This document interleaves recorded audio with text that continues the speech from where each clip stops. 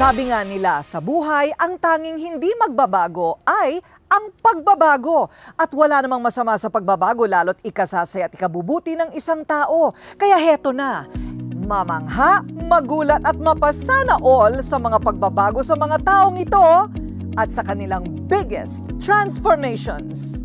Don't let the opinion of other people cloud your mind.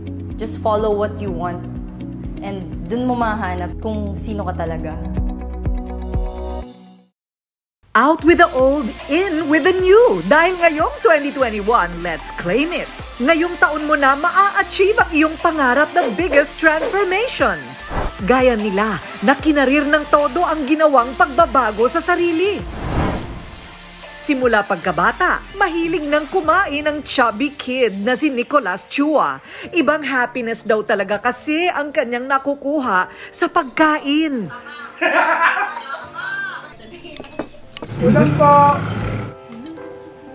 Pero dahil sa kanyang pagiging chubby, naranasan ni Nico ang mabuli.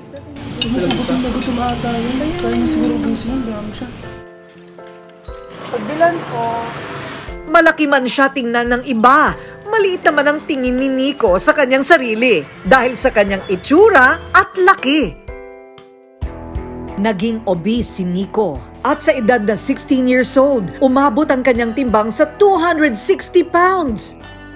Naging borderline diabetic at may alta presyon pa na nagdala sa kanya ng depresyon. Inisip ni Nico ang kanyang kalusugan kaya nagsimula siyang mag-diet at sumabak sa iba't ibang sports training. Pero napuruhan ang kanyang tuhod, kaya pinayuhan siya ng kanyang doktor na ihinto na ang kanyang active lifestyle dahil sa kanyang kondisyon. Bumalik ang dating mabigat na timbang ni Nico. Pakiramdam niya, sinayang lang niya ang kanyang mga sakripisyo.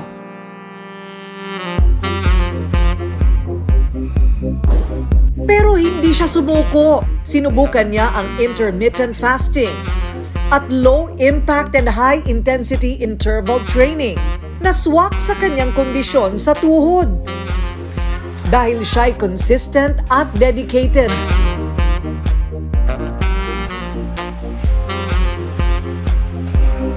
Na-achieve na nga ni Nico ang kanyang biggest transformation. At the age of 40, he finally achieved his best shape. Sumabak at naging finalist pa si Nico sa isa sa kilalang health and fitness pageant nung nakaraang taon, ang Century Tuna Every Bod Super Bod 2020. And oh my God, Nicolas! Ang galing naman! What a body! Super bod talaga. So, kung ikaw ang tatanungin, ano talaga ang dahilan kung bakit dati ay ang taba mo? To what do you blame it? Ano ang sinisisi mo kung bakit ang taba mo dati? Pinakamalaking factor tingin ko is yung genetics di ba? Parang kung lakihin ka, kung payatin ka, di ba? May ibang tao kahit anong kinain nila, hindi sila tataba. So ako, yung opposite. Dati kahit nagkakalagnat ako, kahit high fever na, hindi ako nawawala ng gana kumain nung bata ako. So ano yung pinaka-lowest point? Love ko for mga team sports. So doon ko talaga binuhos lahat ng effort ko. Masasabi kong lowest point had to do more with yung sinabi nga sa akin na hindi na ako pwede mag-sports, di ba? Mahirap bang magpapayat? Mahirap bang maging fit? Ikaw na nga ang magsabi sa amin. Actually, mahirap siya, pero it has to be something na kaya mong gawin. Na hindi mo pinipilit sarili mo up to the point na parang na pigil ka na. Kasi pag ginawa mo yon, babalik ka rin. What is the best thing about being fit? Malaking bagay sa akin, no? Nung nag-lose ako ng malaking weight, hindi ko na nafe-feel. Actually, may chronic pain na ako dati. As in, pag nagigising ako sa umaga, pag natutulog ako, may pain sa tuhod Ngayon, mas less ko siya nafe-feel Pwedeng malaman ng advice mo kung paano magpapapayat at magiging fit and healthy ang mga nangangarap hanggang ngayon. Kailangan mo maghanap nga ng lifestyle na komportable ka. Kailangan mo ng certain things na i-change na makikita mo na kaya mong gawing araw-araw Chubby noon, fit and healthy ngayon. Iba namang transformation ang pinagdaanan ni Sherilyn Valenzona, 23 years old, isang promodizer. Si She, malaki ang problema. Ayaw kasi paawat ang kanyang mga tagyawat. Talaga pong nahiya na ako lumabas ng bahay. Pinandidirian na po ako. Para po silang pigsa sa laki. Flawless daw ang mukha ni She mula pagkabata. Wala naman daw kasi siyang nilalagay na kung ano-ano sa kanyang mukha. Pero ang makinis na mukha ni She nasirap sa isang iglap. First year high school daw siya nung nainggan yung gumamit ng rejuvenating set ng kanyang ate. Ang buong akala niya, lalo siyang kikinis pagkatapos ng 7 araw. Pero hindi pa man natatapos ang isang linggo, nasira na agad ang muka ni She. Namula, nagkaroon ng malalaking tagyawat. At ang mas malala, nasunog pa ang kanyang balat. Sherilyn, gusto mo, chamos tayo? Pinandirihan siya ng kanyang mga kaklase. Dahilan para pansamantalang tumigil pa siya ng 1 taon sa pag-aaral.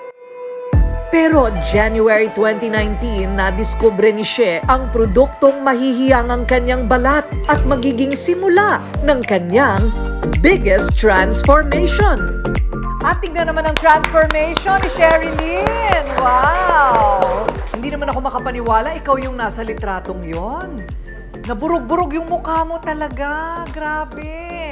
So, noong mga panahon na yon, anong feeling mo na sobra kang tinigyawat talaga sa mukha?